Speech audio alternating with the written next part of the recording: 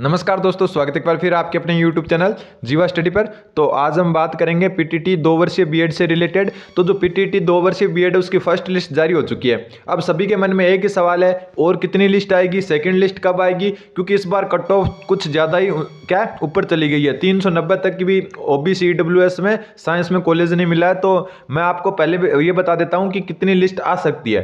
तो देखो, हर साल इनका अलग अलग पैटर्न रहता है। ऐसा नहीं है कि पिछली बार 5 आई थी तो इस बार भी 5 आएगी, ये जरूरी नहीं है। हो सकता है इस बार 2 ही आए, 3 भी आ जाए, 4 भी आ जाए। ये डिपेंड करता है कि जो सीट भरी है उनमें कितने एडमिशन ले रहे हैं और कितने 22,000 रुपये फीस जमा नहीं कर रहे हैं। अब देखो 2019 की बात करें, उसमें 2 ही लिस्ट आई थी, ठीक है, 2 लिस्ट आई थी और एक लास्ट में वेटिंग लिस्ट जरूर आई थी, लेकिन 2 लिस्ट आई थी मेन, जिसमें दूसरी लिस्ट में दोबारा कॉलेज फिल करवाए गए थे। तो ये 2 ही लिस्ट आई थी।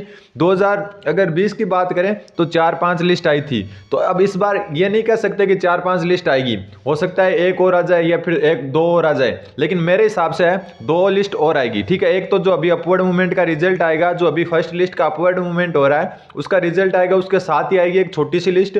उसके बाद भी अगर सीटें खाली रहती है तो एक और लिस्ट आएगी, जिसमें हो सकता है आपको कॉलेज भी फिल दोबारा करने का मौका दे सकते हैं, लेकिन पक्का नहीं है कि दे, ठीक है। पीटीटी पर डिपेंड करता है। पिछली बार 4 वर्ष वालों को दिया था, 2 वर्ष वालों को नहीं दिया था। अब कितनी सीटें फिल हो चुकी है वो बात करते हैं। जैसे मेरे जो संपर्क में 3 कॉलेज हैं, ठीक है, 3 कॉलेज है जिनमें 100-100 सीट है, ठीक है, तीनों में 100-100 सीट है।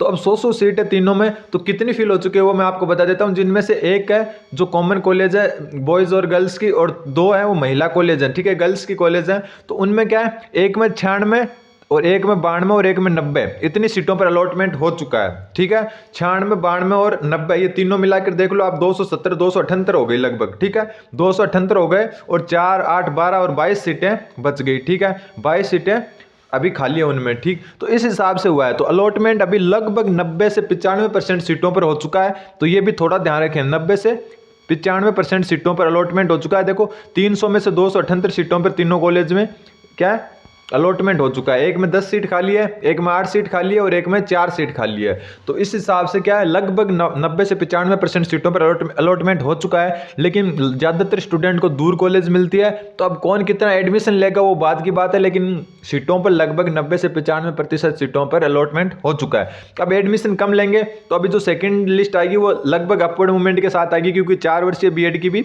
जो अपवर्ड मूवमेंट का रिजल्ट था उसके साथ आई थी। उसके बाद अभी जो 4 ईयर वाली बीएड है उसका थोड़ा प्रोसेस बंद किया हुआ है, क्योंकि अभी जो पूरा एडमिशन प्रोसेस पूरा होने के बाद में जो भी सीटें खाली रहेगी उन पर या तो क्या दोबारा काउंसलिंग होगी, यानी दोबारा काउंसलिंग यानी दोबारा कॉलेज फिल करने का मौका दिया जाएगा, और फिर लिस्ट निकलेगी तीसरी।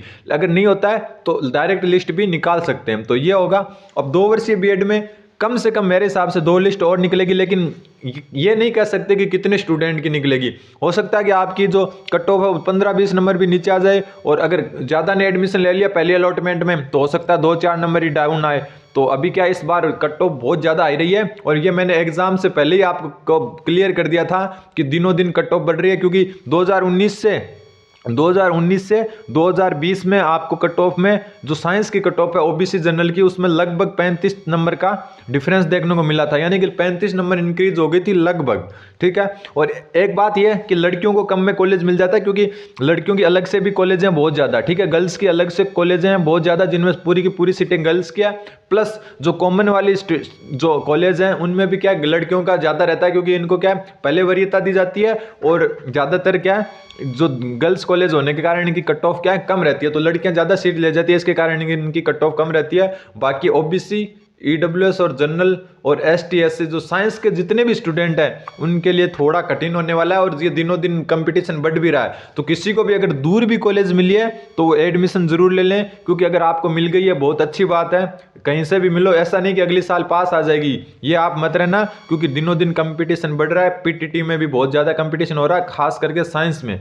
तो इसलिए आप जहाँ भी आपको कॉलेज मिली है मेरे हिसाब से आपको बीएड कर लेनी चाहिए, क्योंकि ये अगली साल हो सकता है 400 भी पार कर जाए, क्योंकि जो 410 वाले स्टूडेंट हैं उसको 410 में भी क्या है 7वें 8वें नंबर की कॉलेज मिली है ST SC में, और OBC में जो जिनके 400 नंबर भी हैं उनको कई को 31 नंबर कॉलेज मिली है 400। अब पहले क्या होता था, 400 नंबर वाला तो 2-4 कॉलेज फिल कर देता था कि अपना तो नंबर आया हुआ है, लेकिन इस बार देखो अगर इस बंदे ने अगर 50 कॉलेज फिल नहीं की होती तो इनको 31 नंबर कहाँ से मिलते। अगर इसने 15-20 ही कर देता ये तो ये रह जाता। तो ऐसा भी होता है, ज़्यादा नंबर में भी आप रह सकते हो अगर कॉलेज कम फिल किया आपने, तो ये थोड़ा सा ध्यान रखें आप।